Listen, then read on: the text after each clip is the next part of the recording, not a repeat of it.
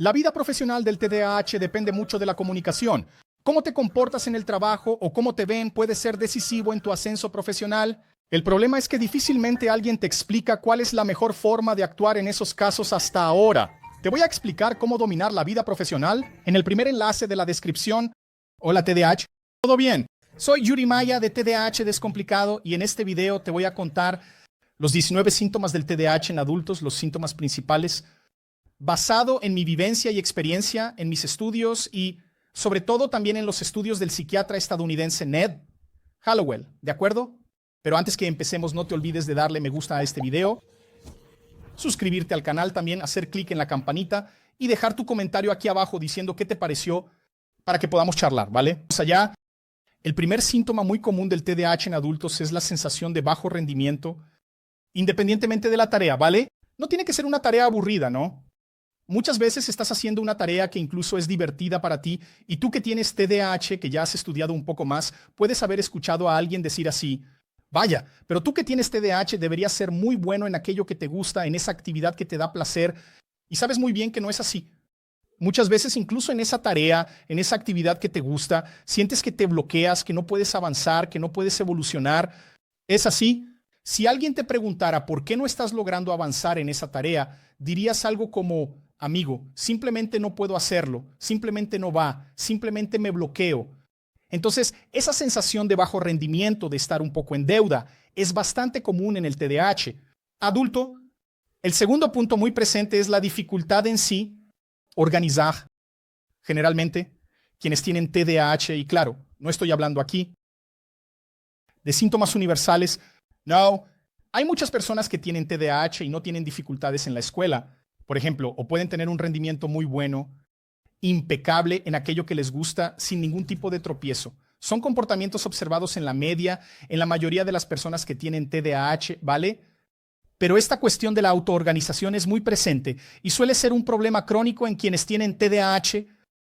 Desde pequeño ya tienes la dificultad de organizarte. La madre tiene que estar encima, el padre, la profesora tiene que llamar tu atención para que te organices. Organiza tu espacio, organiza tus prioridades y logres avanzar. Y en la fase adulta, no es diferente. En la fase adulta ya tienes tu independencia, ya vives solo la mayoría de las veces y aún así tienes que estar rodeándote siempre de alguna herramienta, de algún tipo de recordatorio para que no pierdas el hilo de lo que estás haciendo, para que no encuentres otras tareas en el camino y pierdas el enfoque en aquello que es importante que hagas. Entonces la autoorganización también es un síntoma importante del TDAH en adultos. De hecho, la dificultad con la autoorganización es un gran síntoma, pero antes de ir al tercer signo, quiero invitarte, TDAH adulto, a ser parte del Club TDAH en Acción.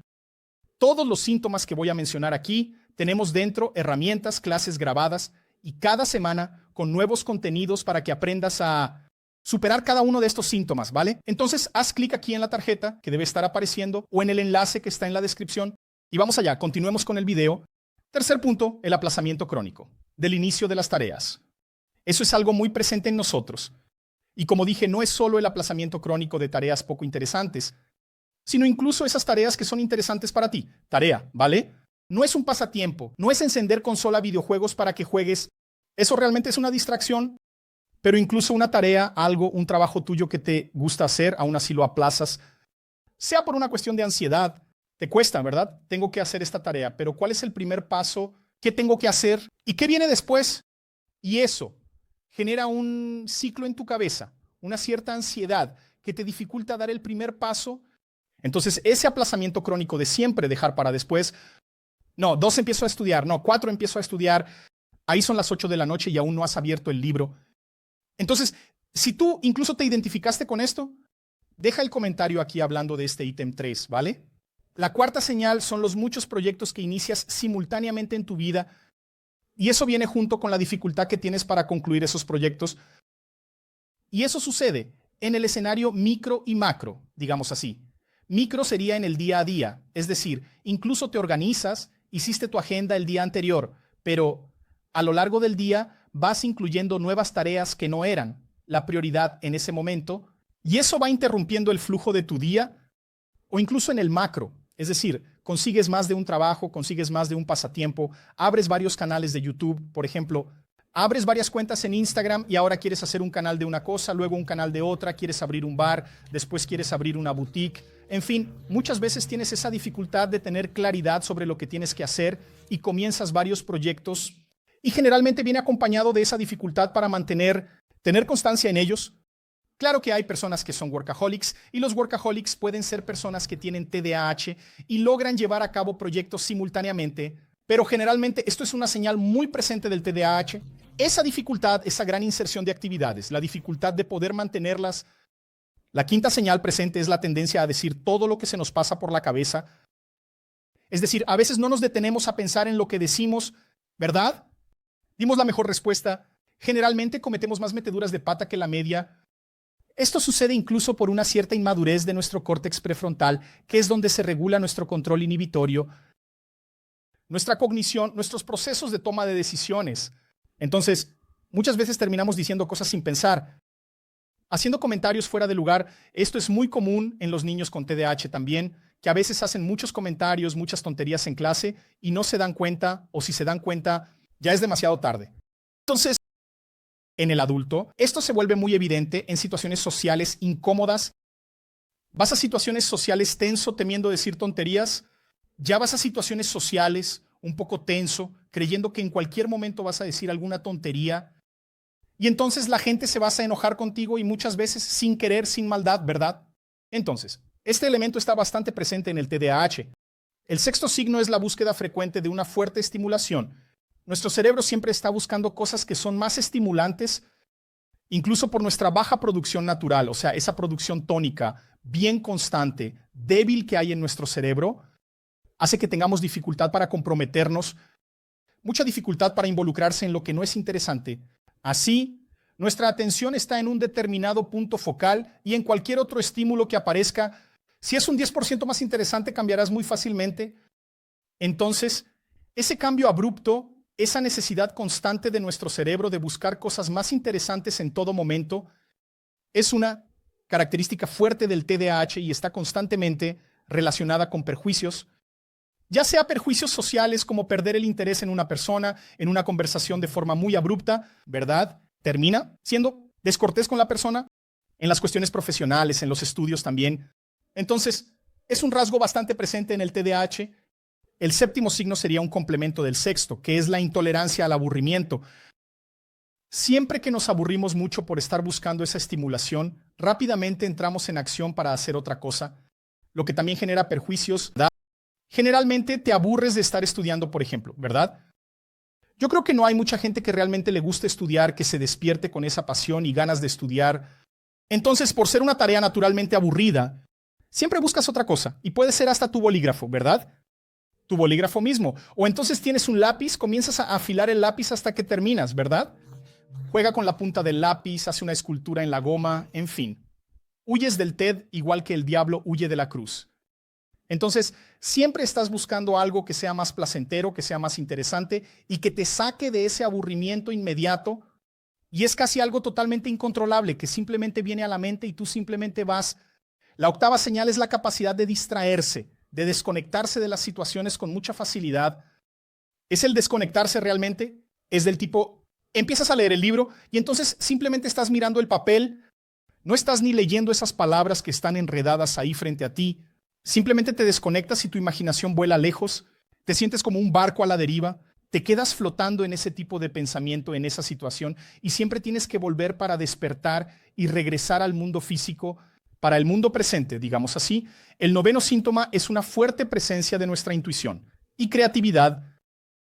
Eso no necesariamente es un punto positivo del TDAH, sino una consecuencia positiva. Esas son cosas diferentes. Muchas personas asocian que eso sería como un superpoder del TDAH cuando en realidad no lo es. Lo que ocurre es que muchas veces al enfrentarnos a problemas del día a día para superar pequeñas tareas y actividades, cuando de repente estás en el trabajo y alguien pide tu opinión, enseguida piensas con la cabeza del TDAH, algo así. Está bien, entonces voy a hacer una presentación para la gente aquí de la empresa, pero sé que si lo hago de esta manera, la gente va a tener mucho sueño, la gente no va a disfrutar. ¿Y por qué sabes eso? Porque eres alguien que tiene este tipo de comportamiento, es decir, eres alguien que tiene baja tolerancia al aburrimiento, que acabo de mencionar aquí más temprano.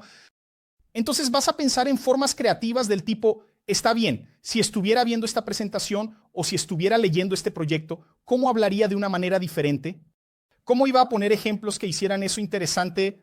Entonces nuestra creatividad florece de nuestra propia dificultad. Entonces nosotros aprendemos a lidiar con nosotros mismos y por consecuencia, generalmente le transmitimos a las personas nuestra visión del mundo, que es una visión que tiene que tener creatividad, que tiene que tener juego de cintura para poder vencer el día a día. El 10º síntoma proviene de la dificultad que tenemos para seguir caminos preestablecidos. Esto también proviene de una dificultad natural que los libros y artículos hablan, de la dificultad que tenemos para hacer cosas cadenciadas, en secuencias predefinidas o con muchas secuencias. Si tienes que realizar una tarea, tiene muchos detalles, terminas perdiéndote o incluso te rindes porque es muy difícil memorizar eso. Entonces, muchas veces esto también es un síntoma presente a partir de las otras dificultades que percibimos en nuestro día a día. Inventamos nuestra propia manera de hacer las cosas. Quizás queremos atajos, ¿verdad? Pero tenemos mucha dificultad en hacer estas cuestiones cadenciadas, estas actividades cadenciadas, y eso puede generar perjuicio. Sí, porque dependiendo de tu trabajo tienes que ejecutar todas esas tareas, ¿verdad? Entonces es muy importante, generalmente llevas un papelito, una listita, ¿verdad? Recordándote de ese paso a paso. Muchas personas allí, colegas de trabajo, ya recuerdan de memoria cómo es el paso a paso, cómo se ejecuta tal actividad, pero tú no. Tienes que tener esa listita ahí, tener tu cuadernito para que siempre te estés recordando y no te equivoques en esos puntos. No te sientas culpable por eso, ¿vale? Muchas veces las personas tienen vergüenza de abrir su cuadernito de anotaciones, pero es mejor que abras el cuadernito y te orientes para poder ejecutar un trabajo mínimamente bien hecho, con menos errores, que simplemente confiar en tu memoria y pensar que eso es suficiente. Usa las herramientas que tienes a tu alcance. Ahí, el 11º síntoma sería esa impaciencia del TDAH. Yo tengo mucha energía, tengo dificultad incluso para quedarme quieto en el mismo lugar. Si estoy conversando con alguien, no sé, parado en una acera, no me quedo quieto, me muevo de un lado a otro, camino alrededor de la persona porque no puedo evitarlo.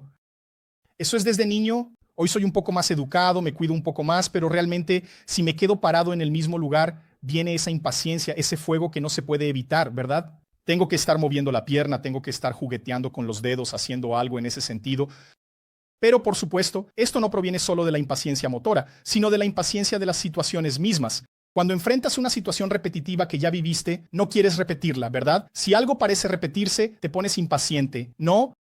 Si tienes la mínima impresión de que algo que no te gustó en el pasado se va a repetir, ya sea un evento, una situación, lo que sea, ya te pones bastante impaciente. Hablando, realmente ya tienes un rechazo increíble hacia eso y hasta piensas en rendirte o no ir, en fin. Y eso también proviene de las situaciones que viviste en la infancia. Esa baja tolerancia, incluso al aburrimiento, o sea, esa impaciencia del niño que ya ha estudiado matemáticas y tiene dificultades con ellas, por ejemplo, tomando el ejemplo de alguien que tiene problemas con las matemáticas, y entonces simplemente no quiere abrir el libro más. Él ya hizo tanto esfuerzo en el pasado para aprender eso, y tal vez ni siquiera solo por la cuestión del TDAH, sino por la cuestión del profesor, que no tenía una buena didáctica, que no captaba la atención de ese niño, él ya no quiere más. Es como si se creara un cierto bloqueo, una impaciencia, incluso hacia ese tipo de contenido. Entonces, eso también genera perjuicios porque vas a tener que romper eso para que el niño vuelva a estudiar o al menos crear un poco de gusto por estudiar esa materia nuevamente. Entonces, ya sea en la infancia o en la etapa adulta, la cuestión de la impaciencia en el TDAH está muy presente, muy fuerte. Realmente es una señal muy presente. La 12ª señal es la impulsividad, no solo en hablar, sino también en actuar. Impulsividad. Al hacer una compra no planificada, impulsividad. Al querer resolver un montón de problemas sin pensar bien, tomar decisiones, firmar un contrato sin leerlo, sin calma, sin entender, sin evaluar. Si ese contrato va a ser bueno o no para ti, si esa cláusula un poco extraña del contrato te va a perjudicar o no. Y generalmente una cosa que aprendí es nunca, en ninguna situación de mi vida, yo doy mi ok, mi palabra así de entrada, siempre pido, por más ventajosa que sea la promesa, la circunstancia que se me presente, siempre pido 24, 48 horas para pensar. Incluso si ya lo tengo en la punta de la lengua, mi sí, o en la punta de la lengua, mi no.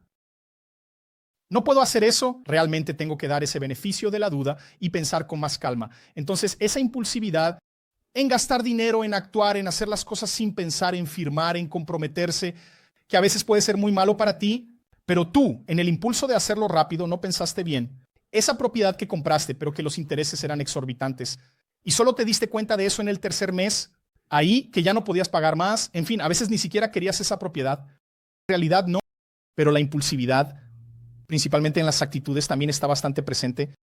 13ª señal, una sensación de preocupación, preocupación constante, preocupación sin fin. Siempre estás pensativo con algo, preocupado por algo, y generalmente viene con bastante anticipación. Tienes una reunión importante el jueves, hoy es lunes, por ejemplo, y simplemente estás impaciente, estás nervioso por eso. Ya prevés lo peor, que lo peor puede suceder. Y si te detienes a pensar, y si hablas con tu esposa, con tu novia, tu marido, en fin, te vas a calmar porque te das cuenta de que esos pensamientos, ese sentimiento de culpa, no, tiene fundamento. Generalmente se asocia a cosas del pasado, a situaciones difíciles que pasaste en el pasado, los problemas del pasado, pero que no necesariamente se van a repetir ahora. Tienes que tener esa claridad de que esas preocupaciones constantes que solemos tener no siempre tienen sentido. 14º síntoma, una sensación constante de inseguridad en tu vida. Es decir, tienes mucho temor del futuro, de tu futuro, de lo que va a pasar. Tienes mucho miedo de la inestabilidad porque, en general, siguiendo el camino de tu vida, has pasado por muchos momentos de inestabilidad. Inestabilidad en la escuela, ¿te van a expulsar o no? ¿Vas a repetir el año o no, verdad? Inestabilidad social, ¿vas a poder mantener esa amistad o no? Generalmente, las personas con TDAH hacen amistades más fácilmente porque son comunicativas, pero por esa dificultad de escuchar al otro, a veces no. No es que no escuches, escuchas, pero no procesas bien, a veces olvidas lo que la persona dijo. Puedes acabar siendo visto como una persona desagradable. Algunas situaciones, interacciones sociales, no todas, pero algunas. Entonces, eso genera una cierta sensación de inseguridad y eso se refleja en tu vida adulta también. Buscas seguridad y eres cauteloso por inseguridad. Quizás tengas un poco más de temor de dar un paso importante. Aunque tengas impulsividad, pero cuando tienes claridad de los riesgos, ahí sí puedes ser un poquito más cauteloso, precisamente por esa sensación de inseguridad, de que el terreno aún no está lo suficientemente firme para que des el siguiente paso. El 15º rasgo es la cuestión del humor inestable. Eso no sucede con todos los TDAH, pero eso constantemente me llega. En la cajita de preguntas la gente me manda mensajes en el inbox de las redes sociales. ¿Por qué? Generalmente, sí, existe eso. Es un rasgo. A veces en el mismo día, el TDAH está en un pico de humor tremendo, en una gran felicidad, y de repente de la nada viene con una cierta melancolía, con una cierta tristeza. Esto también sucede por nuestra dificultad para regular la serotonina, que es uno de los neurotransmisores que tampoco está perfectamente regulado en el caso del TDAH. Y está muy relacionado también con la impulsividad, pero ese es otro tema. Pero tenemos que darnos cuenta de que hay varios factores que pueden causar esto. Pero tú que tienes TDAH, ¿te has dado cuenta de que estás emocionado por ir a una fiesta o a un evento social? Y de repente cuando llegas allí no era nada de eso. Entonces, cualquier cosita que pase en el ambiente ya te cambia el humor. Los demás siguen divirtiéndose, riendo, y a veces tú te aíslas, dejas de hablar, te quedas allí en la esquina tomando tu cerveza, tu trago, en fin. Más o menos te desconectas, ¿no? Entonces, las personas no entienden muy bien esa variación del humor, pero suele estar bastante presente. Sí. En muchos casos de personas con TDAH. El 16º signo, ya he dado algunas señales de él aquí, que es la cuestión de la inquietud, que generalmente está relacionada, ¿no?, al propio rasgo de la hiperactividad. La hiperactividad, el hecho de que tengas una agitación de pensamientos y motor, es muy acelerada. Es en esta parte, el TDAH tiene un pensamiento acelerado e imparable. La hiperactividad suele reducirse en la adultez de un pensamiento que no sabe cuándo parar. Esto tiene mucho que ver con el rasgo de la hiperactividad, pero el rasgo de la hiperactividad, los niños con este rasgo lo reducen en la adultez. No es tan joven. A partir de los 25 o incluso a partir de los 30 años de edad, ¿vale? No es tan joven adulto así, pero ahí, entre los 20 y 30, eso tiende a disminuir bastante. La inquietud se reduce, pero persiste. ¿Eras hiperactivo? Pero siempre está presente. Si fuiste un niño muy hiperactivo en el pasado, ¿verdad? En tu infancia, como adulto también, tú también tienes esa cierta inquietud, también tienes ese cambio abrupto, ¿no? En tus reacciones, a veces sin mucha explicación, ¿verdad? En tus reacciones, a veces sin mucha explicación, ¿verdad? Ni tú mismo entiendes lo que está pasando. Y es un rasgo destacado también. El 17º rasgo es como la tendencia a los vicios. Incluso por una cuestión de regulación dopaminérgica, nuestra mente, que busca constante estimulación, todo lo que lleva a una gran estimulación, tiene una fuerte tendencia a hacernos adictos. Eso es para cualquier persona. Entonces, desde azúcar, alcohol, juegos de azar, pornografía, compras, hay personas que son adictas a las compras.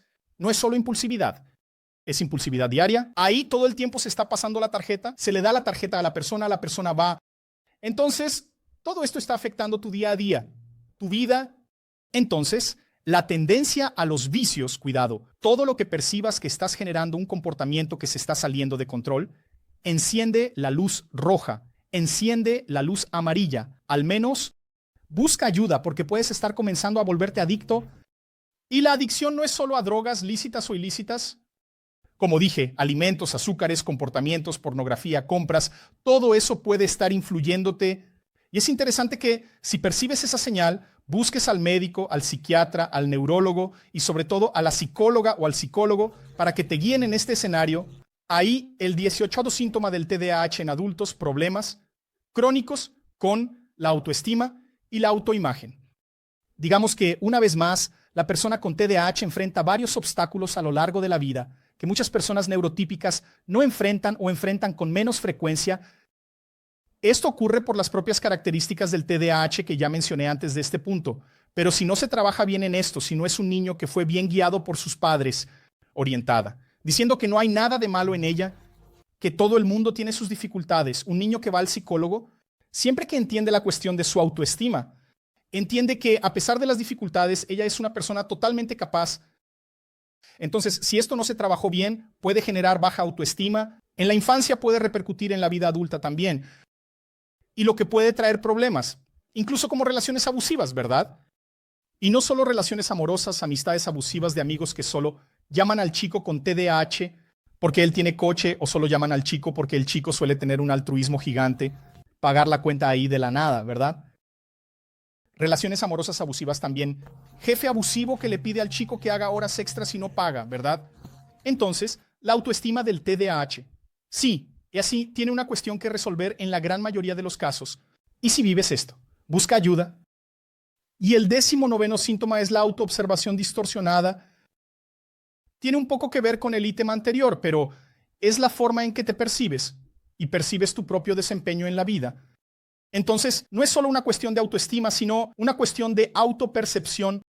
Entonces, por ejemplo, si un compañero hizo un trabajo que te quedó bien, que te quedó genial, y tú haces un trabajo muy parecido o a veces incluso mejor, ¿crees que tu trabajo no tiene tanto valor? ¿Crees que no eres tan capaz como el otro? Aunque las pruebas, los resultados muestren lo contrario, muestren que eres tan capaz o más porque tu entrega fue tan buena o mejor que la de tu compañero, ¿verdad? Entonces, esta dificultad de alto valor está un poco relacionada con la autoestima, pero es así. Tienes que entender. Así, cuando logres demostrar que realmente eres tan capaz como los demás, a través del día a día de tus actividades, también tienes que recompensarte. Tienes que, hombre, soy increíble, soy bueno, logré tener un desempeño muy bueno en esta actividad aquí. Entonces, eso es, tienes que tener una autopercepción bien trabajada y también es un caso de que busques al especialista, busques ayuda si estás enfrentando esto, ¿vale? Entonces eso es, gente. Esos fueron los 19 principales síntomas. Obviamente no sucede con todos. Y aunque una u otra persona neurotípica se identifique con alguno de estos síntomas, lo que define a una persona, lo que define que este síntoma es un síntoma del TDAH es precisamente su frecuencia e intensidad. Es decir, estos síntomas tienen que aparecer con mucha frecuencia y mucha intensidad, con episodios bastante marcantes y evidentes. ¿Está bien? Y eso es. Espero que te guste este video. Si te gustó, comenta aquí abajo qué te pareció. No olvides dejar tu comentario y compartir. Comparte en tu WhatsApp, en los grupos de TDAH, con las personas que crees que deben ver este video. Entonces, te veo en el próximo video. Gracias. Hasta luego y chao, chao. Si el hiperfoco fuera el poder del TDAH, lo controlarías y lo usarías todos los días, ¿verdad? Pero en el fondo, sabes que no es así como funciona. Durante días, te despiertas dispuesto a ser más productivo, pero te acuestas preocupado por haber hecho muy poco. He creado un método que me ayuda a sortear eso. Y tú también puedes aprender en el primer enlace de la descripción.